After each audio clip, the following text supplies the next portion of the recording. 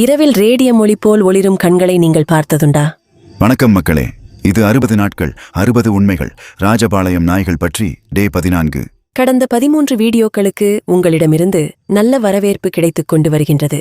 அதற்கு எனது மனமார்ந்த நன்றிகள். மற்றும் ராஜபாளையம் நாய்கள் பற்றி உங்களுக்கும் ஏதாவது சிறப்புத்தன்மையுடைய உண்மைகள் தெரிந்தால் கமெண்டில் பதிவு செய்யவும். வரும் வீடியோக்களில் நாம் அதனை பதிவேற்றி அனைவரும் தெரிந்து கொள்வோம். சரி, இப்பொழுது கேள்விக்கான உண்மையை தெரிந்து கொள்ளுங்கள்.